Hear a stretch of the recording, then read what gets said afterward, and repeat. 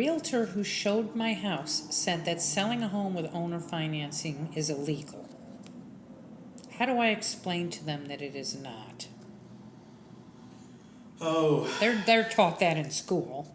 they are. So And they're taught that by their realtor next door and who The learned from the realtor broker, next door, yeah. et cetera, too. But owner financing, as far as I know, is not illegal in any state in the United States. It is not illegal here in Texas. It is getting better, but I still hear that out there, and it comes from a position of ignorance, unfortunately. The way I try to dispel those issues with an agent is, first off, pointing out the obvious. You know, number one, here in Texas, the Texas Property Code allows for selling of a home with seller financing. It has a form that a seller must give a buyer if an existing mortgage is being left in place that has to be provided. And so if our state property code and if the Texas Real Estate Commission has forms for this and requirements, then I think it speaks to itself that it is not illegal. mm-hmm. Most realtors, what I hear, and this comes from the brokers, is that because there's an existing mortgage on the property, that is where that function of illegality comes from, really. It's not illegal, nothing's illegal. Because what they're talking about is that due on sale clause in a Mm-hmm. mortgage, where if a home buyer pays the seller, how do we know that the seller is going to pay the mortgage company? And that's always been a risk, and there are sellers out there who pocket the money, don't pay the mortgage company to the detriment of the home buyer. So in today's owner financing world, we have created the third-party loan servicer to eliminate that negative issue from the repertoire. You know, in our business, Susan, we created what's called the 4x4 rule, which is a way to talk to a realtor and how to dispel issues just like this. And just briefly, the 4x4 rule says there's 4 parties to incorporate into the transaction, and there are 4 compliance issues to be thought about. One is a knowledgeable real estate attorney. The other is the RMLO to process the buyer. One is a note pro, that is someone like myself who might be able to structure the transaction properly between a seller and a buyer. And the other, of course, is the third-party loan servicer. On the other hand, it's the compliance issues. We want to make sure we comply with the SAFE Act, with Dodd-Frank, with RESPA, and with the Texas Property Code. And when you comply with all 8 of these issues, you're going to eliminate 98% of any issues that any realtor or any broker is going to have to be comfortable. Right. Okay, round 2. We hear this a lot from investors trying to figure out their payment with taxes, insurance, and they need it to be a certain amount. How do they calculate that? Well, one, I think they just need to learn how the basic math works. But first off, you know, they have to determine a sales price and a down payment, right? Mm-hmm. So that they can come up with a loan amount. And from there, they have to put an interest rate with it. Now, before they do that also, they need to determine what the interest rate is, or what the rental rate is for the neighborhood. Okay. Now, let's say that the rental rate is $1,000 a month. They could start at $1,000, maybe go up to $1,100, maybe even $1,150 for a full monthly payment, because somebody would probably be willing to pay that for that home if they could lease it for $1,000. So from there, you kind of have to back into it a little bit. They can go to the county tax assessor's website to determine what the taxes are for the property for this year. Now, they need to be careful when they do that, because a lot of counties, when you do that, they may only tell you what the county taxes are, and you may need to go look at what the school district and the cities are, and you have to go to the independent school district's website to get that. Mm-hmm. Here in Dallas, the Dallas County Appraisal District will denote taxes for all jurisdictions on the website. But a lot of other CADs do not do that. So you can't just rely upon that only. So you need to learn how to look at the county tax assessor site and the independent school district site to get the total taxes due and owing for that property. From there, you can divide by 12. Maybe, you know, the seller already has those taxes for you, and you know they are in that regard. The next thing is the investor needs to learn how to understand insurance. Talk to the insurance agent, you know. You know, what are you gonna charge me the average price for a 1,000 square foot frame home that's $100,000, or a $200,000 brick house, and get an approximate estimation of what insurance is for a $100,000 home, and 150, a 250, etc. And we come close is what we're trying to do for estimation purposes. So from there, we take the monthly taxes and the monthly insurance, subtract it from that rental amount, and it gives us what's left over. And that's what can be applied towards a mortgage. Okay. And so from there, you can back into an amortization schedule. If anybody simply goes to the internet, they can pull up an amortization schedule, and there's 4 variables. There's a principal balance, there is a interest rate, there's a monthly payment, and the term. And so if it's gonna be a $100,000 loan for 30 years, and you just backed in to figure out what you had left over, you can calculate the interest rate. It comes out to X. From there, you determine if it's too high or too low, and you start to adjust things accordingly. You can play the numbers to get to that right position. Mm-hmm. And that's really the best way of doing it that I have found. Okay. On the tax rolls, if someone's over 65 and they're getting a lower tax rate, how is that identified? Because you don't want to pass on that lower rate to a new buyer. No, well, as investors, we have to learn how to properly look at the tax assessor site to see what's out there. Because we could have somebody who has a lower taxable amount. They could have an over 65 or 70 exemption or a disability exemption. Things of this nature that could give us a false impression of a low tax rate. Mm-hmm. Well, that might be good for the current year, but in the next tax year cycle, that is all going to change. They need to anticipate what it's going to be with the larger sales amount, because the local county appraisal district is going to pick up the sale. They're going to see the loan balance, and they're going to adjust to that new. Okay, but what if it's bought sub 2? Well, hold on a minute. So they're going to adjust that to that new sales price. Okay. You need to remove the exemptions, and there are tax calculators that most county tax assessors have where you can come up with what the taxes are going to be and get close at least. And they need to anticipate that, because taxes could go up $100, $200 a month for a home buyer, and that's a lot for a lot of people. Mm-hmm. So what was your question about a subject to transaction? Well, if you're keeping the loan in place and buying it subject to, will the tax, you can't ride on that on the 65 exemption? No, because when the county tax assessor and the taxing authorities change the taxes in that next tax cycle, Mm-hmm. it's going to pass on through. In other words, the mortgage company is going to pick that up, and they're going to adjust their escrows accordingly. And that's why we need to make sure we are properly allocating taxes and insurance to our back-end buyer. Okay. Now, I'm going to make one quick comment that a lot of investors come across, and that is they buy a home subject to the existing debt. There is mortgage insurance that's being paid by the prior seller. Mm-hmm. In a lot of cases, that's not going away in today's world. It used to be that once you got to about 80% or less of the appraised value, they would remove that.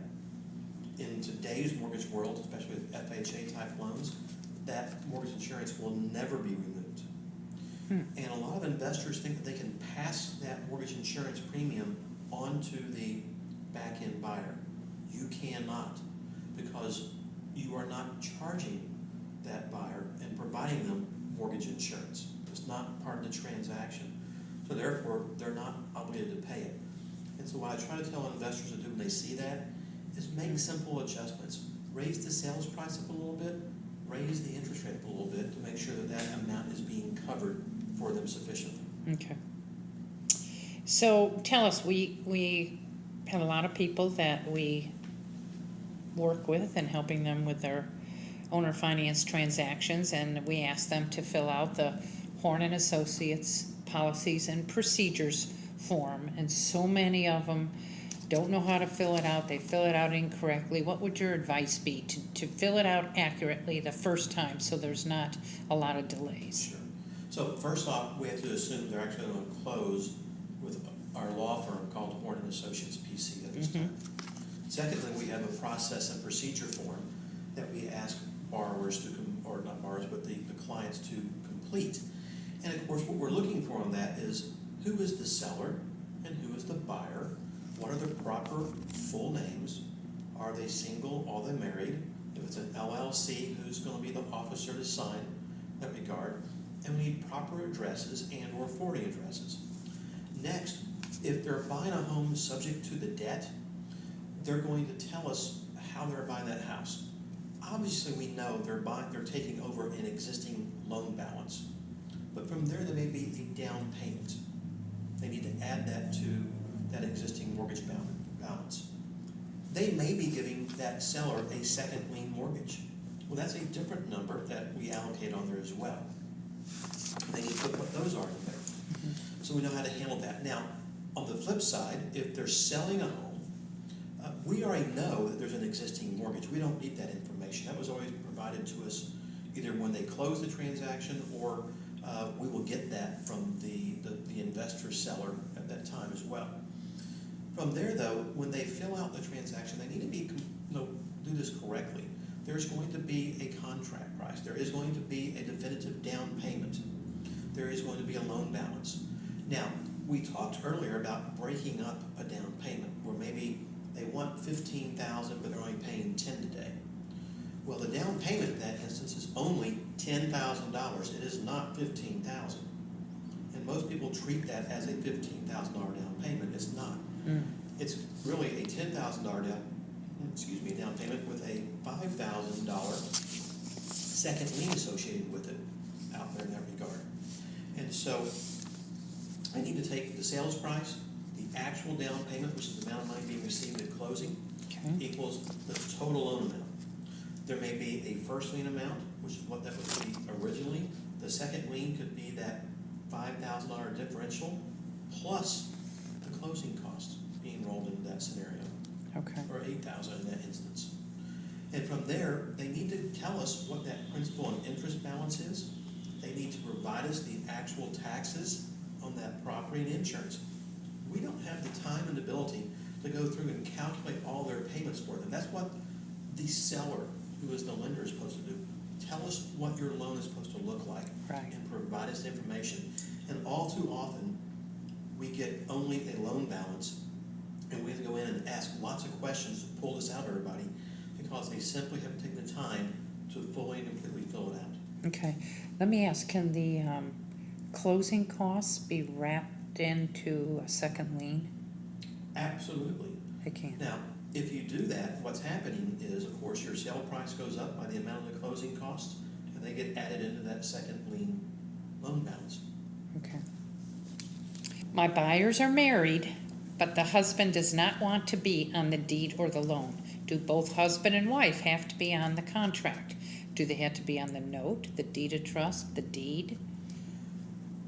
Boy, I get that question so much out there, and again, we as investors need to understand some basic constructs of how this works.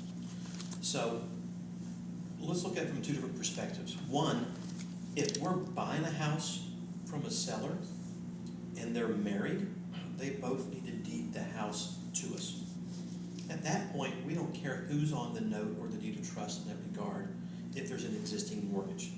If we're paying cash, it really doesn't matter in that case. Okay. But we do want both of them joining the deed when we buy the house. Now, when we sell a home to a buyer, so often I'll hear, it's usually the husband wants to be on the contract, not the wife, okay? Now, here in Texas, we are a community property state, which means the husband can buy the property, he can sign the note and take all financial obligation, where the wife has no financial obligation.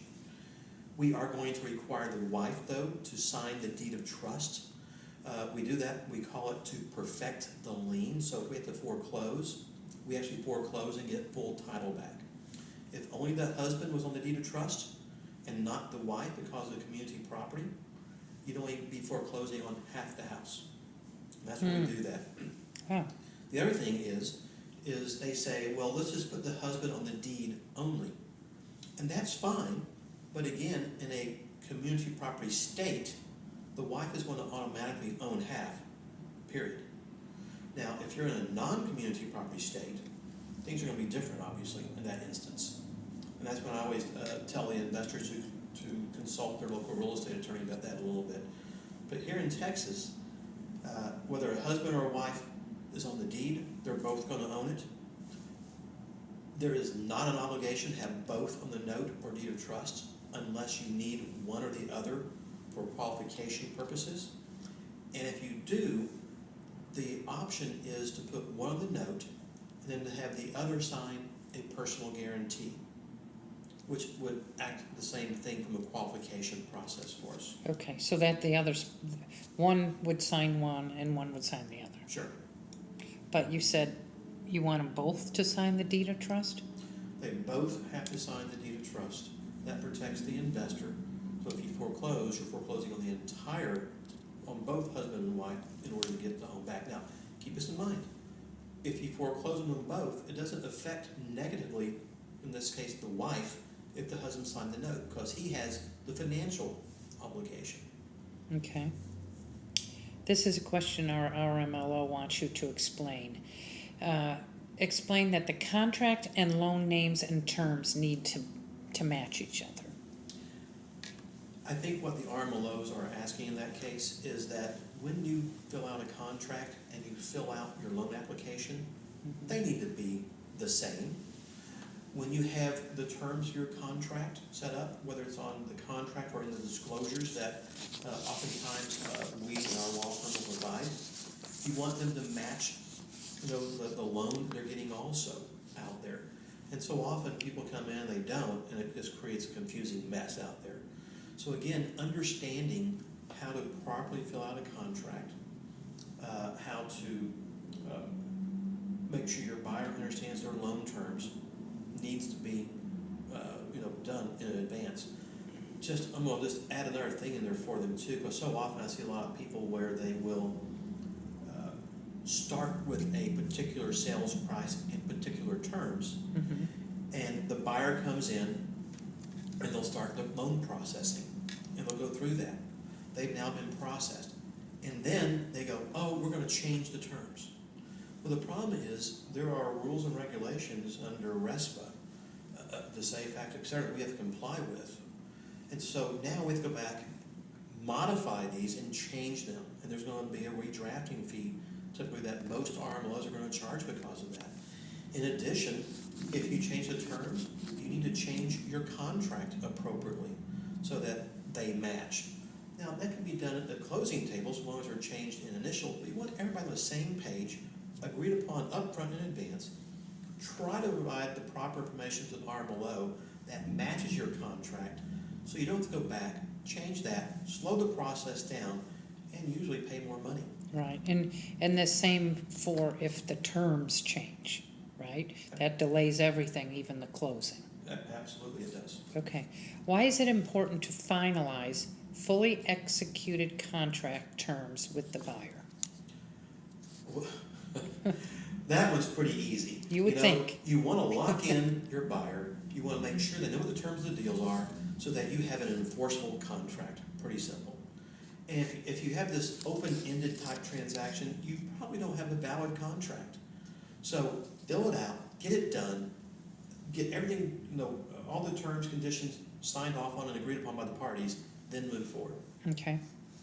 Explain that the acquisition, the underlying lien, and the sales transaction are actually two separate transactions. Let's see if I can understand that. The underlying lien and the sales transaction. So I'm going to guess at this a little bit, where if there is an existing mortgage, that mortgage is out there. If the investor purchased that home subject to the debt, of course they have the obligation to pay it, but that mortgage is still there, it's not going away. So when you turn around and sell to this buyer over here, unless this buyer is going to buy the home subject to that debt as well, this is a wholly new transaction between the seller and the buyer, and needs to be set up as a wholly new transaction. Yes, we disclose the underlying lien, but they are apples and oranges, have nothing to do with each other. Okay. There just seems to be a lot of confusion people have that they're one and the same. There's always confusion. Okay. We're trying to eliminate Dispel that with all of your brilliant knowledge. You ready? My buyers do not have a social security number. Can I still sell my house to them? Are we violating any laws because they are here illegally? So, one, just because they don't have a social, they may have an ITIN, but there's also a chance they have neither, and I get that. Maybe they have some kind of visa, maybe they're here illegally. As of right now, I know of no law that says I can't sell a home to somebody. Of course, I want to make sure we get our down payment. We're going to have to verify and validate that they can afford the home just like any other transaction. We want to utilize the 𝐟𝐫𝐞𝐞 on that. We may have to have them fill out the application and some explanation letters for us. Maybe get some explanation letters from their employers and how they're paid to ensure they can still comply. None of that changes from our perspective as an investor. Now the issue is when a non-U.S. resident purchases a property, that's not the problem. The issue comes when they sell the property. Under the United States Code annotated, the USCA as we call it, there is a requirement that when a non-U.S. citizen is selling a home, the closing agent, that's the title company, the law firm, whoever it might be, must hold back 10% of the sales price and deliver that to the IRS. But otherwise, no issues in selling to a foreign person. Okay. I want to consider selling my note. What should I be thinking about as I buy and sell the property, if that's what I plan to do? Oh my gosh. You know, there's a lot of considerations that go into that question. You know, first off is buying the home right, so that when you sell the home, you have the ability to sell the home, because oftentimes there's going to be a discount in that mortgage, okay? When I buy my house, I want to make sure it's in good condition before I sell it, so that when I sell the house to my note buyer, I'm selling a product that at least when I sold it to my buyer was in good shape. And I've seen a lot of investors who will just take a home, it's in terrible condition, they sell it at full price to a back-end buyer, and they let this note buyer take all the risk because the home was never renovated properly. That is not the right way of doing business, and most people who do that will go out of business very quickly. From there, when you sell this home to a back-end buyer, processing the buyer is all important. Most note buyers today, they want to see an 𝐼𝐸 package. Years ago, that wasn't a requirement. It was just an application, maybe tax returns, maybe an in-file credit report. Now they're wanting to see that there's been full compliance with the SAFE Act, Dodd-Frank, RESPA, etc. And when you do that, it allows us as an investor to maximize dollars. I believe that having your contract structured right with proper disclosures, having your sales documents done right, a good note, deed of trust, warranty deed with proper disclosures along the way, with the full processing, will help you to maximize your dollars in selling a note. And having someone track your the payment history of the borrower. You know, just because if you are a one-time note holder and you're collecting the payments direct and not using a loan servicer, is your note buyer really going to trust you in that in what you're telling them is true about your note buyer? Now, if you're using a third-party loan servicer to collect that monthly payment from the borrower, you have an independent third party to verify their pay history. And so a lot of investors are going to look at current value of the property. They're going to look at what the down payment was by the buyer. That's important to maintain that.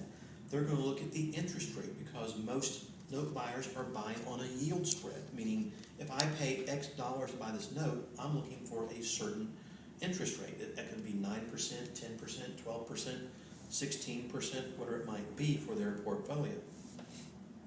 And so all these things weigh in together in how that note buyer buys it, along with that 𝐼𝐸 package. And when you do it right, in the industry we kind of call it having a pretty package, because it's all neat and put together. It allows the investor to maximize their dollars downstream. Right. And another reason to use an 𝐼𝐸 if you're planning to sell the note, because as you said, a lot of note buyers won't buy it if it doesn't have a good 𝐼𝐸 package. It seems that the industry is just changing out there now because of all these compliance issues. And, you know, we already inform, you know, clients that they should process their buyer every time. This is just one more reason if they're planning on, you know, selling that note downstream. Okay. We have a lot of people confused when they're structuring their contract.